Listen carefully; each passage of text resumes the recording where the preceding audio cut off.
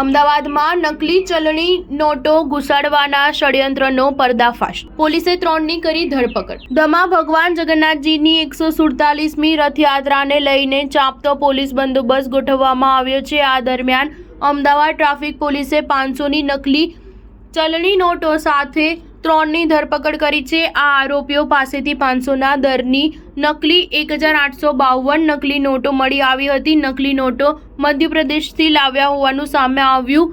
મળતી માહિતી અનુસાર અમદાવાદ ટ્રાફિક પોલીસ દ્વારા શહેરમાં પ્રવેશતા વાહનોનું ચેકિંગ હાથ ધરવામાં આવ્યું હતું। ત્યારે હાથીજણ સર્કલ નજીક એક શંકાસ્પદ કાર ચેકિંગ કરવામાં આવ્યું હતું। આ કારની તપાસ કરતા નકલી ચલણી નોટો મળી આવી। પોલીસે 500ના દરની 9.26 લાખની કિંમતની નકલી નોટો કબજે કરવામાં આવી છે। કારમાં સવાર મેહુલ સોની, નિખિલ સોની અને વિશાલ કરના નામની શખ્સની ધરપકડ કરી હતી। આ કેસમાં પણ નકલી નોટો મધ્યપ્રદેશથી લાવવા હોવાનું તપાસમાં સામે આવ્યું છે। સ્ટાર ન્યૂઝ 7 હંમેશા સચ્ચાઈની સાથે।